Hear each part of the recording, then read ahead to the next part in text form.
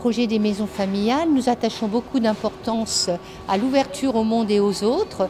Et cette journée va permettre de valoriser ce que tout au long de l'année, les jeunes font dans les maisons familiales de Normandie. Ce matin, nous avions 6 lieux de rendez-vous autour des lieux de mémoire du débarquement sur les plages de Normandie.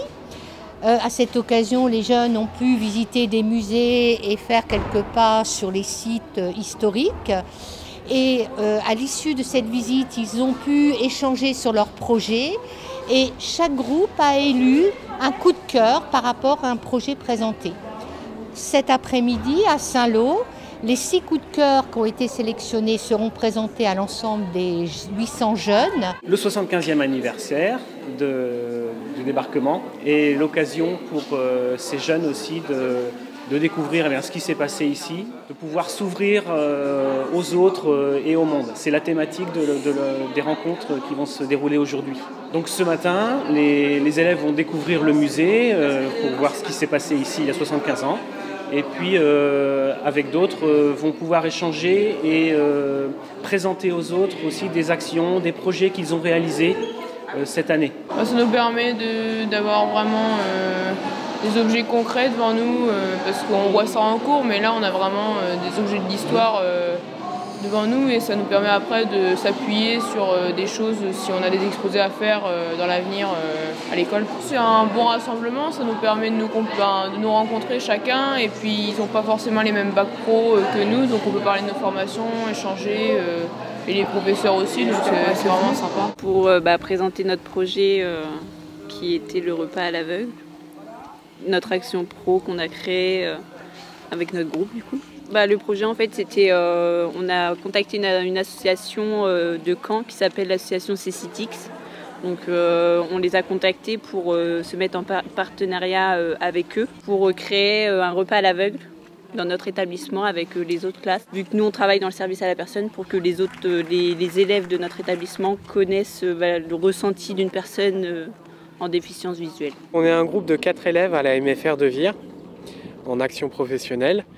Donc notre projet a été un projet humanitaire pour une école en Roumanie. Donc on a récolté des fonds pour acheter un ordinateur et un vidéoprojecteur en relation avec le jumelage de la ville de Vire et la ville de Săcele en Roumanie. Ça a été un projet qui a été très long et compliqué à monter.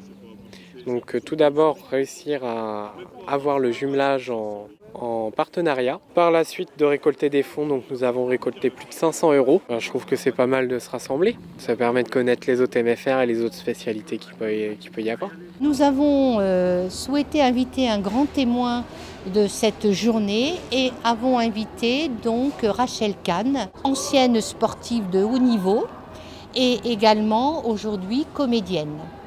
Donc le parcours de Rachel est exemplaire et l'idée de la faire intervenir, c'est de montrer que dans la vie, si on veut réussir et construire avec les autres, eh bien ça tient beaucoup de ce qu'on est. Moi j'ai écrit un roman qui s'appelle Les grandes et les petites choses, que j'ai écrit en réalité pour les jeunes de cette génération-là qu'on va rencontrer tout à l'heure. C'est un roman qui parle d'une quête personnelle d'une adolescente qui court pour se trouver son identité. Ce personnage-là me ressemble un peu. C'est une jeune femme qui est d'origine juive polonaise par sa mère, musulmane sénégalaise par son père et qui vit au XXIe siècle. Avec toutes ces identités-là, qu'est-ce qu'elle va faire en fait de sa propre histoire ? Et en fait, c'est ce que j'ai envie de leur transmettre cet après-midi. Donc c'est un échange sur l'altérité, l'égalité, les identités, l'intimité, évidemment les différents motifs de discrimination, mais essayer de s'émanciper de ça pour se construire son propre chemin. Suite à cette intervention de Rachel, nous invitons les 800 jeunes à partager un moment de convivialité, donc autour d'une saucisse et d'un concert animé par des jeunes lycéens donc, qui vont intervenir pendant 2 heures à la fin de cette journée.